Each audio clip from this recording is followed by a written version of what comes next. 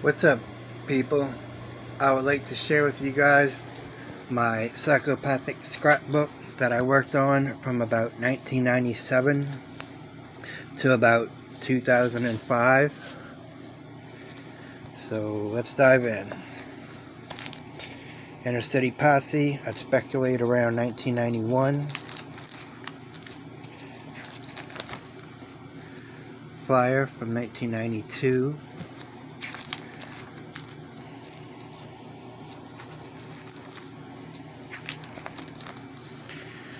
In 1993, Shaggy drew 2 comic books, although he did not draw the cover for this one. Apparently he got someone named Bubba Felix to do the cover for that one, but Shaggy drew everything else. I colored this.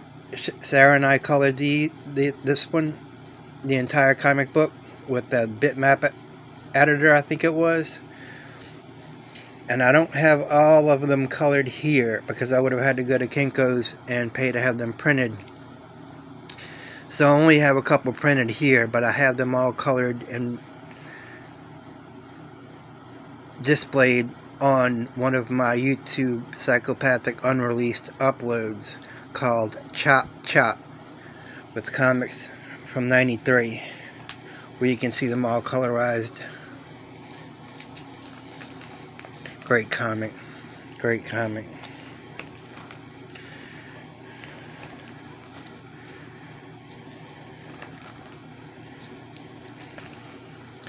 On this one, they're leaving someplace, and they see a chick on the side of the road, and they crash into a Richie's car. The Richies get mad, throw ICP and Delray toxic plant. And the toxic waste barrels, they bust out as the wicked clowns, as you can see here. They go to find the Richie's house that threw them in the toxic plant. Shaggy takes off his hubcaps. Jay takes the dashboard. The guy hears what's going on and comes out. Trips out. This picture right here. Looks like they disassembled the entire vehicle and left it on cinder blocks. Priceless. And they go to the Richie's party. Cause a ruckus. They still have lots more to do. Lots of plans. Not done yet. If you go to my Chop Chop video, I think, personally, not to be conceited, but I think I did a magnificent job at coloring the last page of that comic. I wanted to do it justice. Beavis and Butthead Juggalos. Signing of the new contract, I speculate 1997, Island Records, because originally the Malenko came out on Hollywood/Disney Records, but people threatened to boycott the album, so Island took up and re-released the Great Malenko. The first prototypes for their dolls. They came out with many different dolls over the years. I was never a big fan. Just giving you a little tidbit there. This is Alone with Violent J. Lots of stories, visions, and stuff that's not in the book Behind the Paint, which came out in 2003, if I'm not mistaken. Lots of stuff not in the book here. And I think this was uploaded to Psychopathic.com by them. I'd speculate somewhere in between 97 and 99. And I printed it up a few times so I could have it in bigger print. Twisted's first album cover after they signed the Psychopathic for Most Tasteless, which was released actually 3 times with 3 different covers. Little House of Crazy's history, lore, and discography. This is the story again. See how the print's so big? That's why I wanted it again, because it's such cool stuff. If you're into that kind of stuff. Lots. And I have here I have it yet again. See how the print's so small? That's why I wanted to get it printed again. And I'm assuming that maybe while they were on the road there was a brawl at a diner or something, and they got arrested, and that's Joe Bruce, Violent J, top left. To his immediate right, Joey Usler, or Usler, I'm not sure how to pronounce it, also known as Shaggy Two Dope. Beneath Violent J is Paul Metric, also known as Monoxide Child. And then there's second over is James Spaniola, also known as Jamie Madrox. And for the Wicked Clowns from Outer Space Tour in 1999, I actually got on stage and shook Jay's hand and gave Monoxide Child daps. But my first show was in 97. That was my second show. Jay's brother Rob, also known as Jump Steady, as his rap name. Well, his alter ego, whatever you want to call it, made a deal with Chaos Comics where he wrote the storyline and Chaos Comics provided the illustrations. Magnificent artwork throughout those comics. And each comic came with a single. Here's another picture from Chaos Comics.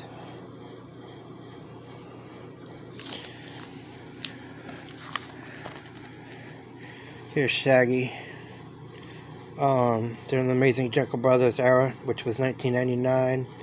Me, Jay, Shaggy, Isham all are about the same age. Violent J's only a couple months older than me.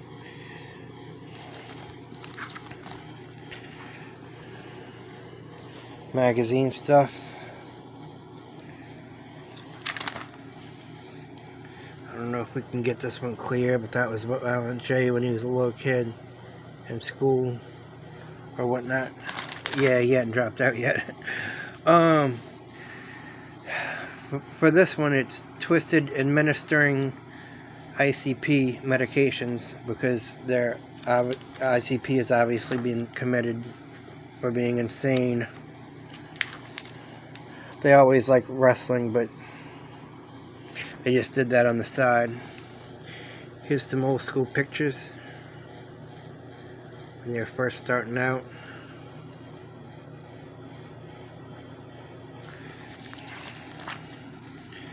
Yeah, they were in this one too. I can't show you all the pictures in this one because I don't want any problems with the platform.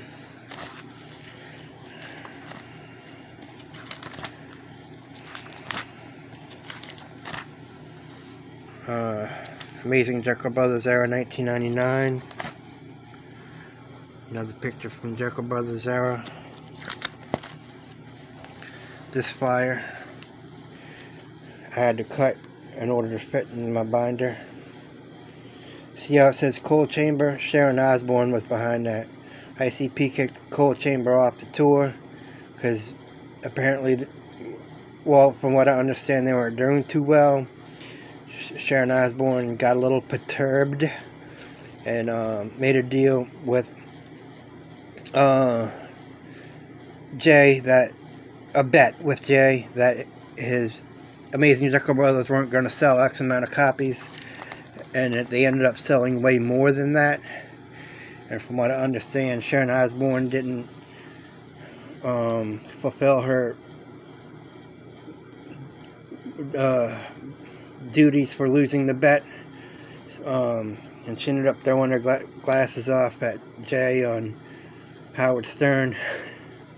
I don't know if that was planned out or not. I'm normally not a coincidence theorist, but it probably went down like that.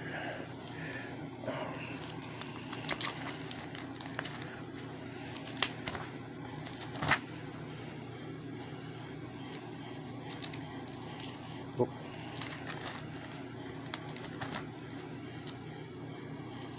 Coming up on 2000 right here, when the Bizarre albums were released. Each Bizarre album was spelled a little different than the other.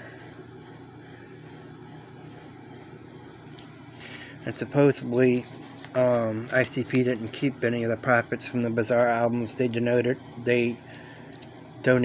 the profits to needy kids, as the rumors told.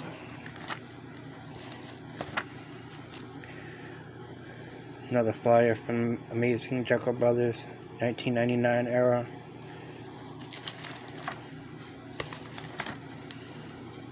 Really cool picture of Shaggy on this one. Jay's like, what about me?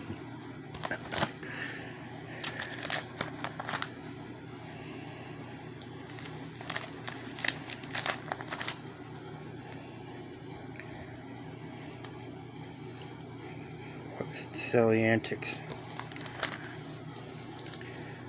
Big Money Hustlers, gangster spoof, hilarious movie. Gotta see it.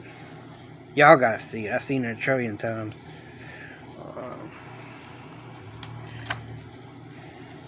Yeah, when you used to, for people that used to call the hotline, they used to tell you what magazine they were going to be in and which month and whatnot. That's how I got all this. Another picture, Twisted looking like they're getting ready to feast on ICP there. ICP with some people, I don't know who they are. Looks like ICP bathing in Fago, it looks like. As far as the black and white checkerboard, I think that's just a coincidence. I know what some of y'all might be thinking, but I don't think that. I think it's just a coincidence. I don't think they have anything to do with the what that normally symbolizes. This was 2000. This is one of the Bizarre albums in the background with the black and white circles and the question mark.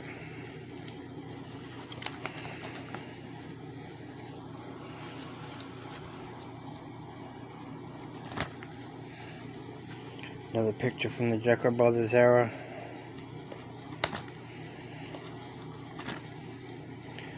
ICP discography. They were have a ton of singles featured on other people's albums, stuff like that. And all these little singles and whatnots only have up to 2001 in my scrapbook. So that tells you that they made a lot of releases. These pendulums, those are the singles that came with the comic books. I think there were 17 total, if I'm not mistaken.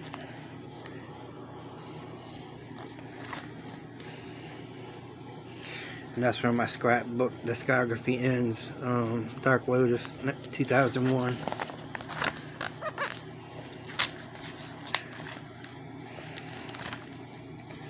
It's a picture from the Wraith Shangri-La era, 2003 really, although I think the Wraith was released November 5th, 2002.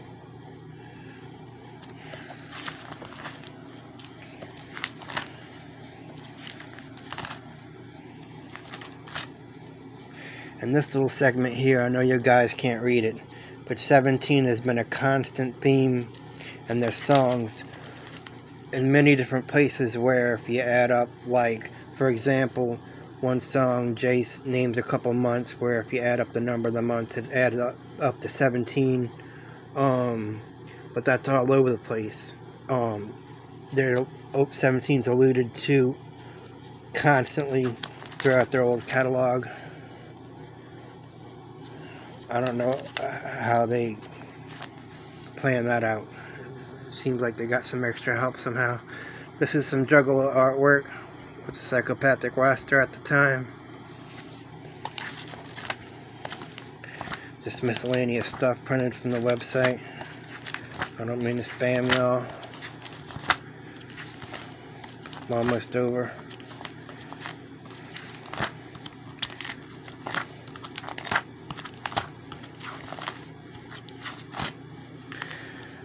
The Wraith, Shangri-La. Mike Clark had been their previous producer, but Violent J wanted a live band to produce the music for The Wraith, Shangri-La, so it would have a happy, uplifting feel, because he wanted this to be a happy album. So many of the old school juggalos stopped listening when they heard this one, but they missed out because there was more freshness to come after the happy album. Esham discography. Esham, by the way, when he started out, he made his own beats at his house and sang in the bathroom. And for ICP's first album is Insane Clown Posse, Carnival of Carnage. Esham produced a few of the tracks and let ICP come over and make some of the tracks which were featured on Carnival of Carnage, along with Chuck Miller, their first producer, and Mike Clark and Esham. Those were the three different producers on Carnival of Carnage. But Chuck Miller, he was just looking to use ICP. He didn't have any faith that they were going to do anything, so that's why he didn't last. And then Esham just helped out, but Mike Clark's the one that panned out and did all the production magic that you hear on most of the old school catalog up until The Wraith, Shangri-La. Then Jay got the live band to do it, and then Mike Clark and ICP parted ways. But eventually, Mike Clark came back in 2007 for The Tempest. So basically, from 2002 to 2007, Mike Clark was gone, but he came back in 2007 for The Tempest, and then I think he left for good in 2015 for The House of Wax. But this right here is The Wraith, Hell's Pit, which is, I think it's safe to say, my favorite Insane Clown Posse album of all time. The Wraith, Hell's Pit. A lot of freshness on there.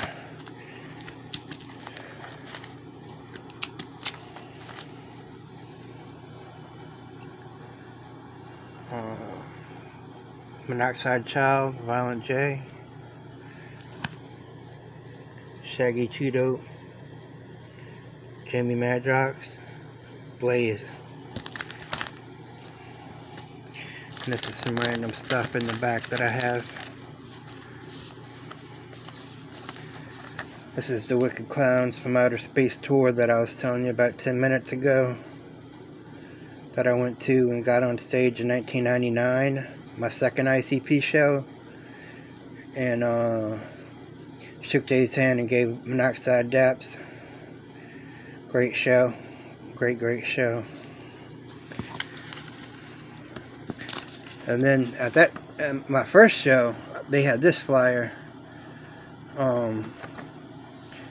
My first show was from the Great Malenko, House of Horrors, and they were coming out with the Amazing Jekyll Brothers next, and they had this flyer, and it looks like Megadeth was even on there. I'm not sure if it's the same day or not. No, a different day. That was December 7th. Megadeth was December 8th. But Guar was on there too, but I missed all these shows. I don't know, I was preoccupied or whatnot. This show right here would have normally been a magnificent show. December 1st, 2010. I went, but health-wise, I felt very poor, so I did not enjoy the show one bit. And this last little thing is, I think it was the Wraith Shangri-La show in Texas, I think. that I got my hands on this 2-liter, and just peeled the label off and kept it just for I don't know, juggalo reasons. Well, that concludes my scrapbook. I hope it was worth your time. Thanks. Goodbye.